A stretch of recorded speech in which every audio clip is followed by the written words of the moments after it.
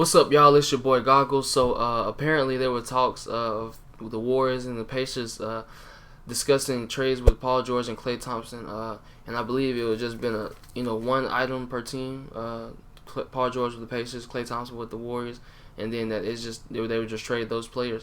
And I don't know anything else about it, but it's a great thing that they didn't make this happen. In my opinion, I feel like this would have honestly made disrupted the chemistry of the Warriors, and you don't need Paul George. Honestly, you have Klay Thompson, who is a great shooter, and he can play defense on the other end. Paul George can shoot threes, but he's not really a 3-point shooter. Like you don't say Paul George is a 3-point shooter. He can shoot threes and make threes, but he's not a 3-point shooter. And he's more of a scorer. Klay Thompson, he's a scorer, but he's one of those. He's not really the type of scorer that you would think he would be.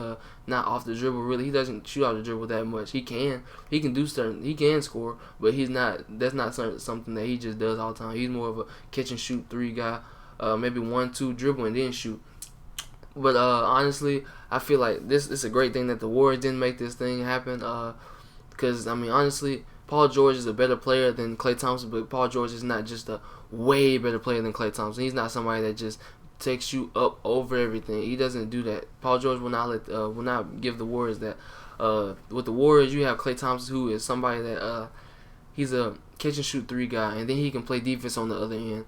Paul George can do those things, but he's not. I saw the stats earlier, and they said that Paul George is 39% 3-point shooter.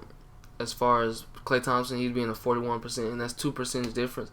But at the same time, Paul George is not somebody that is gonna want to get going by shooting threes. Klay Thompson is somebody that gets going by maybe 1 or 2 shots in the mid range. But these are catch and shoot. There may be a 1-2 dribble, but they're mostly 1-2 dribble catch and shoot shots that he's taking. Paul George is somebody that gets going by having the ball in his hands most of the time, or at least some of the time, and then going to get his points, or even off the pick and roll. But still, he's actually creating his own shot. Klay Thompson is not somebody that always creates his own shot. And then, like I said, with the Warriors, they have a great unit, and they have a lot of unity in that team already. And then when you bring Paul George, it just messes everything up, because you don't know if Paul George is gonna be able to, if he's gonna want to be or be able to sacrifice being the first option. You don't know. He might want to be the first option going to the Warriors, knowing he has Kevin Durant on his team. If Kevin Durant is on that team, he's definitely going to be a second option. But what about Stephen Curry? He might be a third option. But and with Klay Thompson, he's the third option, but he is a great third option because he shoots threes. He plays defense. He does the things that you need him to do, because Stephen Curry is not the best best defensive guy. He can play defense, but he's not somebody that just brings to the table a great defensive ability. Klay Thompson is somebody that does that. He's arguably the best two-way guard in the league. So Klay Thompson and Paul George, there's not really a big difference on as far there's a difference between what Paul George brings to the table, what Klay Thompson brings to the table. But what the Warriors need, they need Klay Thompson. They need somebody that can space the floor and complement Stephen Curry, Splash Brothers. And then you bring along KD, who is somebody that is somebody that can score. That's somebody that can score other than Stephen Curry, because that's what they were relying on in the last 2 or 3 years with when they didn't have Kevin Durant.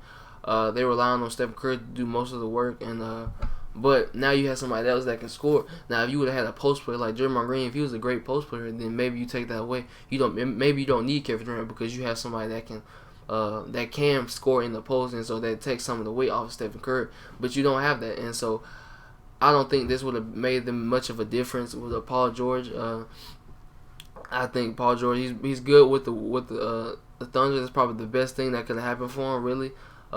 Maybe going to the Cavs though. It could have been better for him to go to the Cavs. They would have had the shot to win the ring. But what the Cavs had to give up. But that's another subject for another day. But Paul George, Klay Thompson, it's like I said, it's a good thing that they didn't make this happen. The unity of the Warriors is just unstoppable, and then you don't get that anywhere else. Like Brandon Jennings said, you can get a whole bunch of players on the team, but if they don't get along like them boys at Golden State do, then it's not gonna work, and it's not, honestly. So great thing that they didn't make that happen. And it's a lot of things. It's just some stuff you just don't get on the Warriors. Kevin Durant took a pay cut. You don't get a guy like Kevin Durant. No, I'm not taking a pay cut. I would if I know I'm gonna win a ring, but I mean, come on now. Honestly though, if you worry about the money, you're not gonna take that pay cut. So it's a great. The Warriors have a great thing where they're at, and it's a great thing that they didn't make that happen. But y'all, that's my take on it. Y'all make an impact. Like, comment, and subscribe for more videos, and I will catch y'all later.